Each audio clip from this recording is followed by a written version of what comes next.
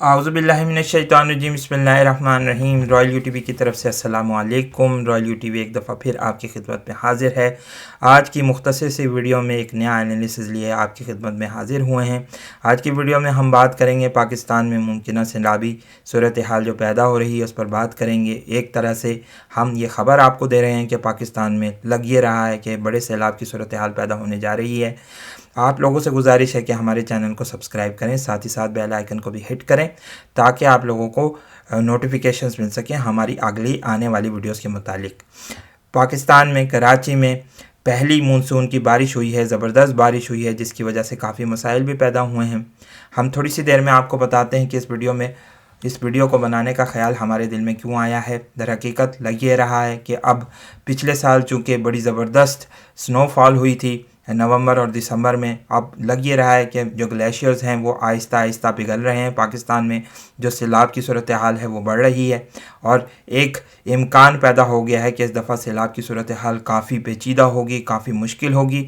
Corona virus की वजह से पाकिस्तान पहले ही बड़ी मुश्किलात में घिरा हुआ है, लेकिन अब ये लग रहा है कि पाकिस्तान को एक बड़े मसले का सामना भी करना पड़ेगा और उसकी मईशत को एक ज़बरदस्त नुकसान उठाना पड़ेगा। जैसा कि NDMA के जो प्रेसिडेंट हैं उन्होंने ये बात कही थी थोड़े अरसे पहले कि पाकिस्तान को क्राइसिस के लिए तैयार रहना चाहिए, क्योंकि पिछले जो साल है वो बड़ी ज़बरदस्त स्नोफॉल हुई है जिसकी वजह से वो पहाड़ों पर पिघल रही है और अब सूरत हाल जो है वो मज़ीद जो है वो पेचीदा होती चली जाएगी और हमें मसाइल का सामना करना पड़ेगा। क्या हम उसके लिए तैयार हैं, ये सवाल हमारे अरबाब इख्तियार के सामने रखना बहुत ज़रूरी है। अब हम बताते हैं कि इस वीडियो को बनाने का ख़्याल क्यों आया हमें। 9 फरवरी सन 2020 को हमने टड्डी दल के मुतालिक एक वीडियो, एक एनालिसिस पेश किया था जिसमें ये बात कही गई थी कि जून में सूरत हाल बहुत ख़राब हो जाएगी और लग ये रहा है कि अब जून के महीने के गुजरने के बाद पाकिस्तान में फ़सलों की सूरत हाल है जो वो बहुत ही ज़्यादा ख़राब हो चुकी है, जैसा कि आप लोग मुख्तलिफ़ वीडियोज़ में देख भी चुके हैं और इसके मुतालिक अब ज़्यादा बात कही जा रही है बनिस्बत उस फरवरी महीने के जब हमने ये वीडियो पेश की थी।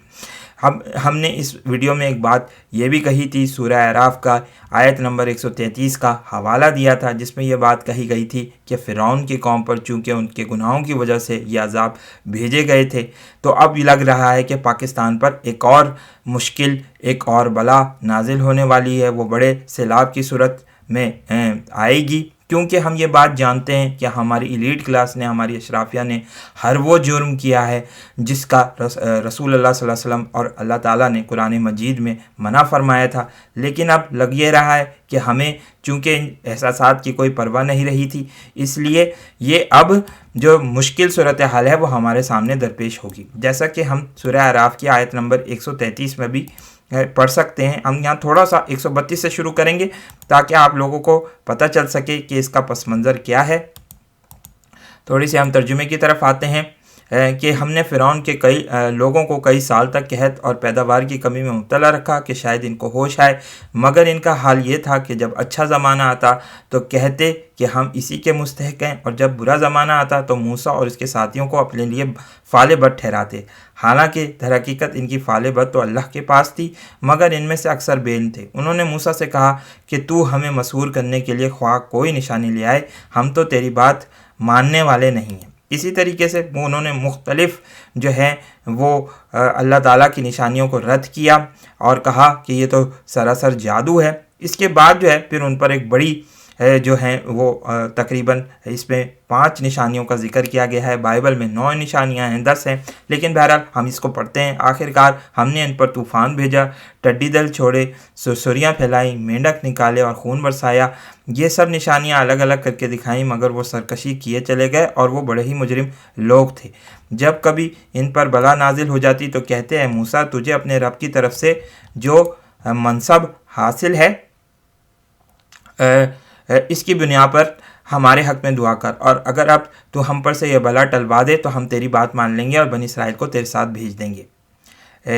मगर जब हम इन पर से अपना अज़ाब एक वक्त मुकर्रर तक के लिए जिसको वो बहरहाल पहुँचने वाले थे हटा लेते तो वो यकलख्त अपने अहद से फिर जाते। تو یہ بہرحال بات اس میں کی گئی ہے۔ پھر آگے یہ بھی ذکر کیا گیا کہ تب ہم نے ان سے انتقام لیا اور انہیں سمندر میں غرق کر دیا، کیونکہ انہوں نے ہماری نشانیوں کو جھٹلایا تھا اور ان سے بے پرواہ ہو گئے تھے۔ کیا واقعتاً اب ہمیں یہ سوچنے کی ضرورت ہے، کیا اتنی پریشانیوں اور بلاؤں کے بعد بھی ہمیں اللہ سے توبہ کرنے کی ضرورت محسوس نہیں ہوتی؟ یہ سوال ہم اپنی اشرافیہ کے آگے اور اپنی ان عوام کے آگے رکھتے ہیں جو پاکستان میں مسلسل ظلم کیے جا رہے ہیں، اللہ تعالیٰ کی نافرمانیاں کر رہے ہیں اور برائیوں کو اختیار کیے ہوئے، اور سوچتے نہیں ہیں کہ وہ کب تک اس طریقے سے ظلم جو ہماری عوام پر کرتے رہیں گے۔ یہ سوال جو ہے یہ ہم ان لوگوں کے آگے رکھتے ہیں جو اس طرح کی حرکتوں میں ملوث ہیں۔ اب بات تھوڑی سی کرتے ہیں، تھوڑی سی کلائمیٹ چینج کے متعلق بات کر رہے ہیں۔ جیسا کہ مختلف خبروں میں اب یہ بات شائع کی جا رہی ہے، بتائی جا رہی ہے کہ زمین کے جو مختلف جگہوں پر یہ بات نوٹس کی جا رہی ہے۔ ابھی پچھلے دنوں انڈیا میں بھی ایک لیک میں وہ پنک ہو گئی تھی، اسی طریقے سے کوئی گلیشیئر پنک ہوا ہے۔ اگر آپ دیکھ سکتے ہیں کہ ایک ناردرن اٹلی میں پریسینا گلیشیئر ہے، وہ پنک ہے، اس کی تصویر بھی آئی ہے۔ بوٹسوانا میں بھی بہت سارے ہاتھی مارے گئے تھے، ابھی 350 کے قریب جو ہاتھی تھے وہ مرے ہیں، جس میں پنک ہو گیا تھا جو زمین ہے۔ اسی بنیاد پر ہم نے تھوڑے عرصے پہلے اس پر تھوڑی سی تحقیق کری تھی اور یہ پتہ لگایا تھا کہ ایسا کیوں ہو رہا ہے۔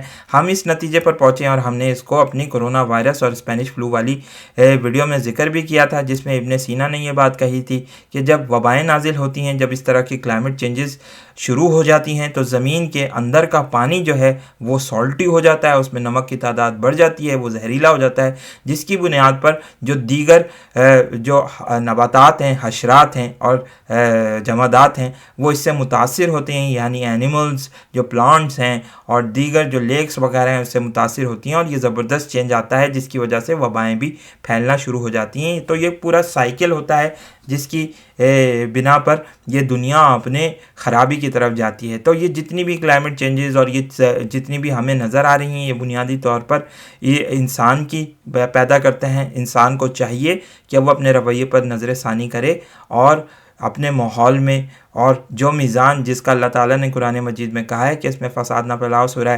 رحمان میں، اس کو چینج کرنے کی کوشش کرے تاکہ اس دنیا کو اور اپنے بچوں کو ایک اچھا مستقبل ہم دے کر جا سکیں۔ اس ویڈیو کو لائک کیجئے، شیئر کیجئے، دوستوں کے ساتھ ڈسکس کیجئے۔ بہت بہت شکریہ۔ السلام علیکم اور اللہ حافظ۔